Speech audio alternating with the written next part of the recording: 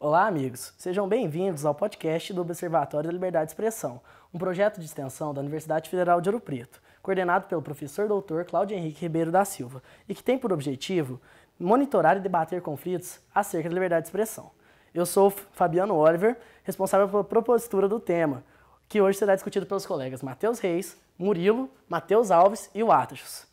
O tema discutido hoje será a repercussão da série O Mecanismo dentro do conceito da liberdade de expressão. Este é o Observatório da Liberdade de Expressão. Não é difícil perceber que esse tema é muito forte nas redes sociais. Qual é a opinião de vocês? Dê sua opinião e comente.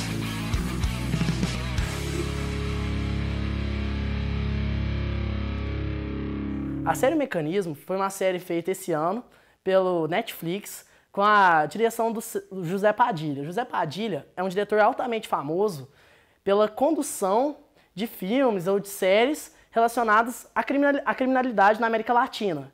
Eu falo América Latina por causa da série Narcos, que é a série que tomou a maior repercussão da carreira dele e que teve uma grande repercussão internacional. Mas ele é muito famoso pelos filmes Tropa de Elite 1 e 2 e por outras obras dentro dessa propositura da criminalidade brasileira e da América Latina. Essa série teria uma repercussão parecida. Normalmente as séries do Padilha, os filmes, têm uma repercussão muito positiva na crítica e geram uma polêmica que, de certa forma, causa barulho, mas não é um barulho tão ensurdecedor quanto ao Mecanismo. A série Mecanismo trata da Operação Lava Jato, sob a visão do livro de Sérgio Moro e de alguns acontecimentos. Até aí tudo bem. O que gerou a principal repercussão negativa da série foi o fato de que, durante a série, o personagem que representa o ex-presidente Luiz Inácio Lula da Silva diz frases que foram ditas por Romero Jucá, nas frases em que ele se refere a sangria ou a um grande acordo nacional. Isso gerou uma grande repercussão. A presidente Dilma Rousseff, inclusive, escreveu um grande textão de Facebook criticando de maneira veemente a série, dizendo que aquilo era uma falta de ética. E, além disso, surgiram vários movimentos de boicote ao Netflix, de cancelamento de contas. Então, vou passar a palavra aos meus companheiros para ver o que eles acham disso, depois eu falo a minha opinião. Podem começar, assim. Quem se habilita? Bom, a minha opinião sobre o caso entra na questão de liberdade de expressão, porque se trata de uma obra de ficção. Então, nesse caso, o autor da obra, o diretor Padilha, ele tem a liberdade de criar personagens, criar falas. É claro que o contexto, como isso vai ser colocado, pode mudar de forma até bem dramática, né, a causar essa comoção que o Oliver falou. Mas, dentro da liberdade de expressão, liberdade artística, nesse caso, eu não vejo nenhum problema. Então, eu acho que distorcer falas ou não é coisa que gera esse discurso mais político, midiático, para vender mesmo notícias, jornais, enfim. Mas dentro da liberdade artística dele, acho que não tem nenhum problema. Ele está fazendo uma série, criando uma série, abordando um fato, que é essa corrupção sistemática no Brasil, mas eu não vejo aí um problema de que ele está cometendo um crime, não. Até mesmo porque antes de cada episódio ele menciona: isto é uma obra ficcional. As cenas mostradas aqui são baseadas em fatos reais, porém não retratam de total maneira os fatos reais. Ele pega um fato que aconteceu e ele modifica aquilo para caber dentro da arte dele e assim ele poder mostrar. Vai acontecer de uma vez ou outra o fato talvez assim prejudicar alguém de uma maneira que na realidade não aconteceu? Talvez aconteça, mas isso é da obra.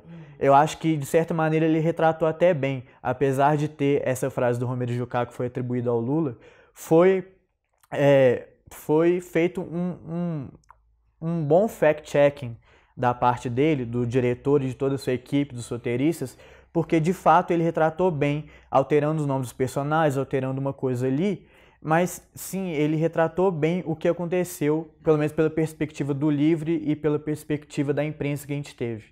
Então eu acho que não há de que se reclamar nisso. Ele pegou uma coisa que aconteceu na realidade e ele mentiu, ele fez um fake news sobre isso, porque é uma obra ficcional. Como é que você vai falar que é uma mentira se ele mesmo já está te dizendo que isso não retrata a realidade? Então, se estivesse tratando-se de um documentário ou algo de caráter científico, histórico, com certeza o diretor deveria muito mais se ater aos fatos como eles foram. E os fatos registrados, o que se tem notícia, considerado pacífico. Ele poderia sofrer críticas, talvez, de pesquisadores, de professores de história, de política, ciência política, que teria mais a ver com o assunto, mas uma crítica técnica. Não exatamente crítica política, como acabou percebendo que caminhou para esse lado. Infelizmente, nesses últimos anos de acirramentos políticos no Brasil, é imprescindível que cada entidade política, cada ator da política tire vantagem de todas as formas possíveis, todos os fatos da política, que tem relação com a política. E acabou que essas críticas se direcionaram a um filme, um filme que tem ficção, um filme que não exatamente descreve os fatos como eles foram, exatamente. Inclusive porque os fatos ainda estão sendo descobertos. Essa história da Lava Jato, a investigação da Lava Jato ainda não está encerrada. E provavelmente vai se desdobrar por muitos anos ainda. E provavelmente remetendo ao passado, ao máximo que a justiça brasileira permitir dentro da lei alcançar os fatos. E talvez trazer a ciência e puni-los. Então, acabou-se que aproveitou-se do filme, que tinha cenas da política brasileira explicitamente colocadas, não havia nenhum pudor mesmo nas cenas, mostrando realmente como as negociatas estão se conduzindo no país hoje em dia, aliou-se à ficção. Então acho que as críticas acabaram puxando para o lado político, Matheus e colegas, foi perceptível isso. Mas, como tudo na vida, você tem apoiadores, você tem pessoas que vão fazer críticas construtivas e algumas destrutivas. Eu acho que o seguinte, esse fato, essa comoção em torno dessa série, ela gerou bastantes pontos que são interessantes aqui pra gente trazer. O primeiro deles que eu gostaria de trazer é a questão que teve um pessoal que era a favor de boicotar a série, o que eu vejo como algo absolutamente legítimo. Se a pessoa ela não gostou de determinado produto, é absolutamente compatível que ela tenha esse direito de não assinar mais, no caso, o Netflix.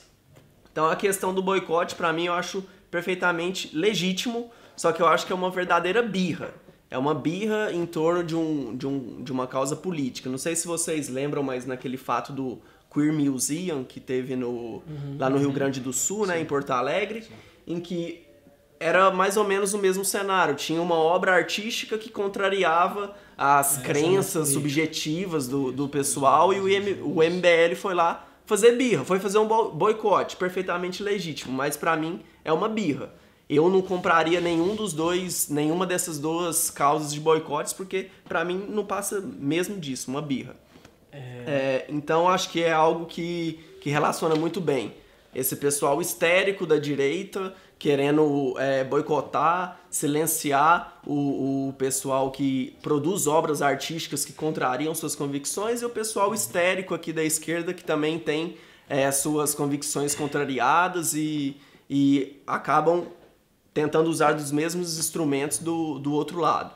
E uma outra questão que eu acho que não é cabível, o boicote para mim é legítimo, é cabível, mas a questão de judicializar essa questão, como os nossos amigos aqui já apresentaram, trata-se de uma obra. Ela, logo antes de cada episódio da série, eles mesmos falam que é uma obra ficcional e que ele tem ampla liberdade ali para fins dramáticos, para fins de vender mesmo o produto. Então, acho que questão da judicialização, fora de cogitação, questão do boicote, legítimo. Gostaria de voltar assim, a algumas questões. Eu andei pesquisando muito sobre boicotes e sobre obras que realmente tentam figurar uma realidade. Aí eu cheguei a dois exemplos muito, muito bons, assim, que se encaixam bem em algumas coisas que eu gostaria de discutir. O primeiro seria o boicote ao filme Anjos e Demônios, que foi tentado pela Igreja Católica na época em que o filme seria lançado. O filme Anjos e Demônios fala sobre a escolha do Papa e sobre todo esse rito e coloca uma perspectiva política em cima disso, sobre quem seria esse Papa. E esse filme sofreu com boicote e as bilheterias dispararam pós o comunicado da Igreja de que estava boicotando o filme. Ou seja, muitas vezes o boicote chama muito mais atenção em si do que o próprio marketing de uma série ou de algum conteúdo artístico. Outro aspecto que eu gostaria de chamar a atenção seria num filme chamado Lobo de Wall Street, no qual o Leonardo DiCaprio faz um magnata do capital especulativo. Esse filme foi muito, muito, muito ovacionado pela crítica na época. É um grande filme, realmente, uma grande atuação. Mas a filha de um dos sócios do cara que o Leonardo DiCaprio representa entrou com uma fala muito pertinente. Ela disse assim que a representação do Leonardo DiCaprio daquela maneira carismática que foi feita era, de certa forma, uma falta de ética. Porque o cara que é o Lobo de Wall Street na vida real prejudicou a vida de muitas pessoas. Então, a pergunta que eu fico e que eu faço para vocês, é ético, dentro do esquema político em que a gente está contido, a gente transplantar falas, tipo, por exemplo, eu pegar o que o Jucá disse e levar para o Lula? Isso é ético do ponto de vista artístico? Isso é ético do ponto de vista da realidade que a gente vive? É uma pergunta que eu mando para a mesa. Eu acho que, assim, é uma pergunta bastante subjetiva, né? A gente já está entrando no campo da filosofia, da ética, da moral. Eu acho que o seguinte, como é uma obra artística, também tem essa discussão em torno do que é arte, do que não é, que é algo extremamente subjetivo, complicado, e não existe um ponto pacífico em relação a isso, mas eu acho que a liberdade dentro da arte deveria ser respeitada, assim como o Queer Museum estava estava fazendo a exposição de suas artes, o José Padilha também, ao ter a liberdade ali artística dele de colocar uma fala do Romero Jucá na boca do Lula, para mim é perfeitamente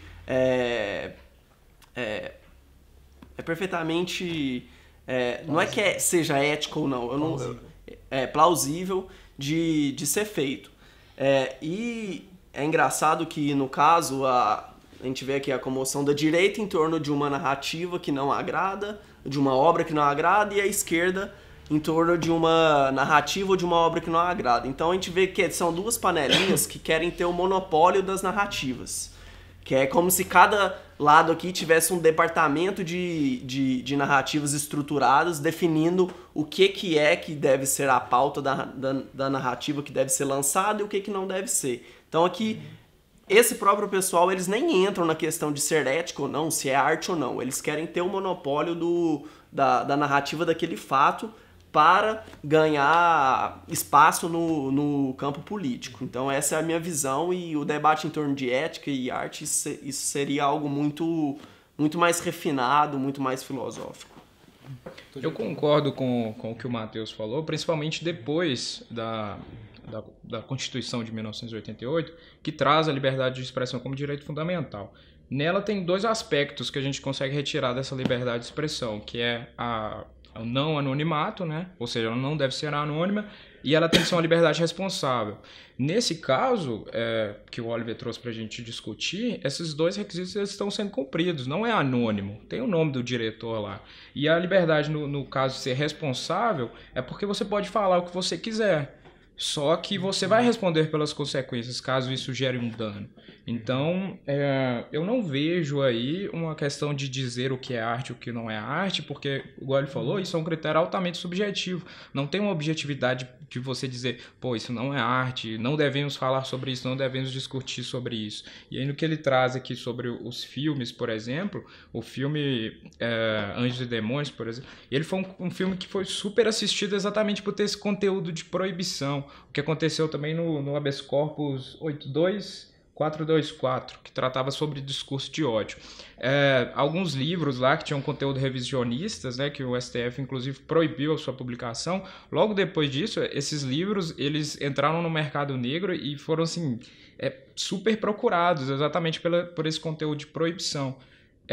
Aí é uma parte que entra em discurso de ódio, que também foi tratado em outro podcast aqui do Observatório, mas nesse campo da liberdade de expressão eu acho que não tem assim, o que discutir sobre se isso é legal ou não. Ele cumpriu os requisitos, não é anônimo e é uma liberdade responsável. Se houver algum dano ali constatado sobre alguém, ele vai responder isso judicialmente.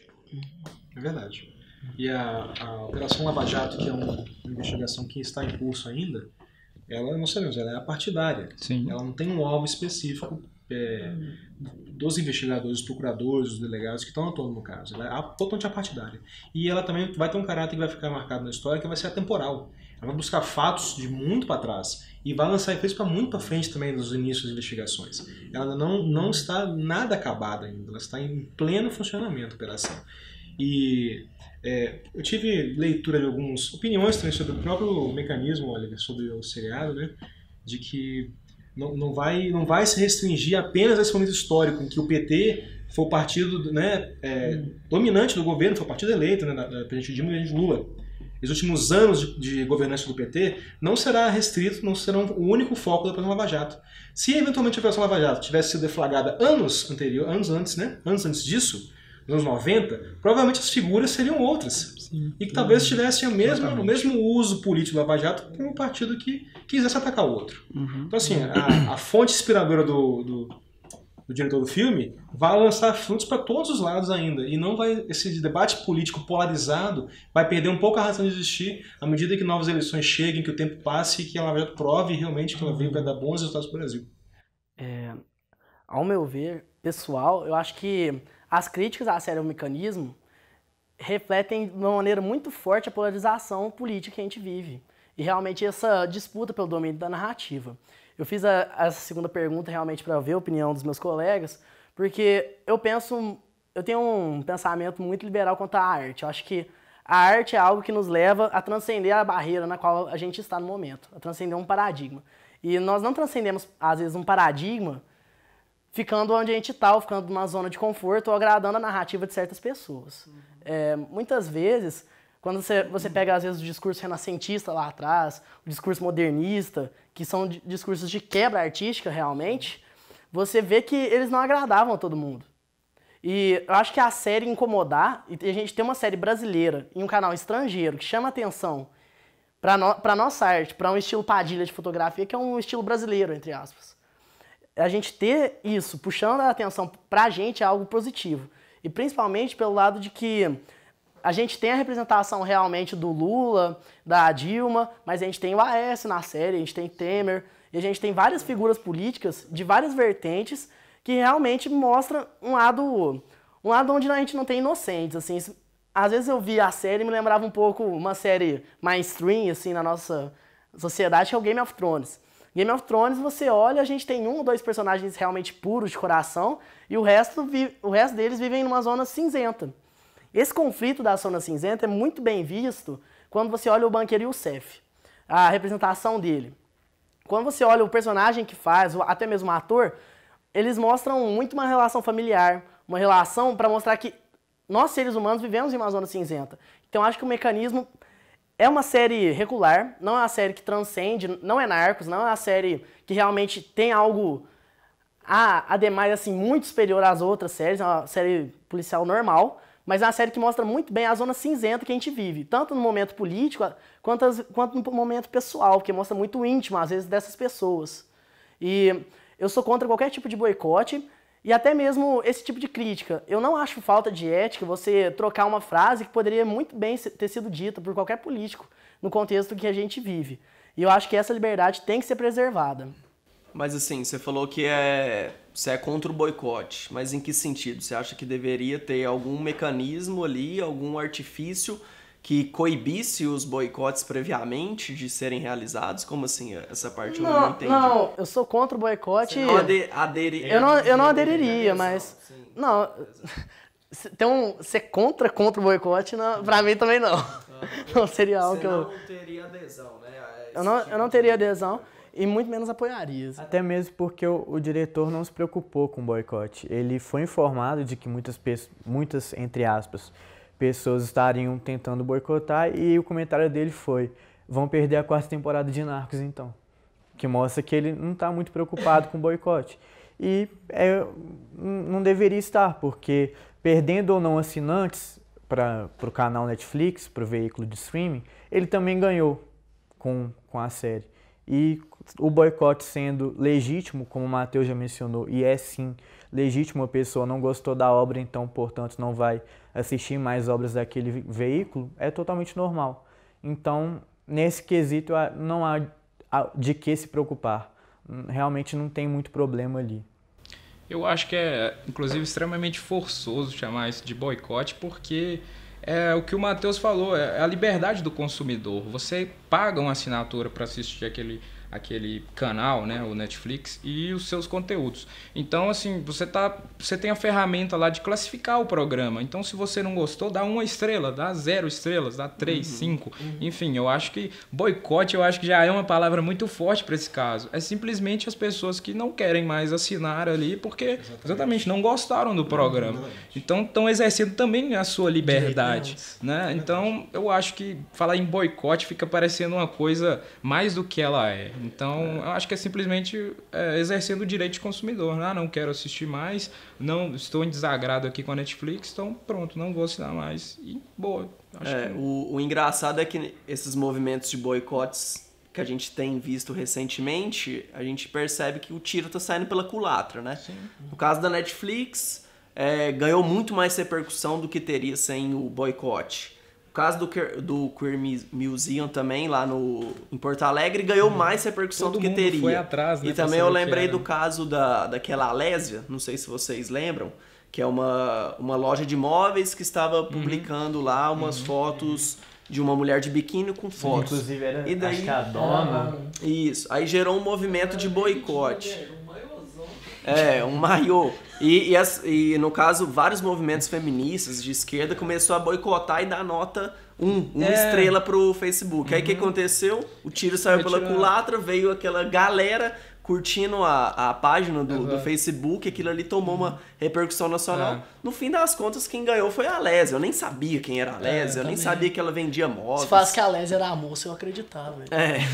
Então acaba que gera essa birra em torno dos boicotes também, eu acho algo completamente infantil, né? Mas é legítimo. Acho que vira um ciclo, um movimento cíclico de propaganda, né? Porque a partir do momento que você fica ali crucificando uma série porque ela está utilizando, sei lá, falas em pessoas indevidas. Liberdade de criação, liberdade artística. Aí acontece o que você acabou de falar, né? Acaba que as pessoas passam a conhecer o fato não pela sua qualidade, mas por um fato que está extremamente externo à produção artística, no caso. Pois bem, né? Nenhum comentário? Então, tudo acaba quando termina, não é? Acaba quando termina. E com isso aí a gente encerra a nossa discussão. Gostaria muito que vocês curtissem, compartilhassem, dessem uma moral pra gente. E é só isso. Tchau, até a próxima.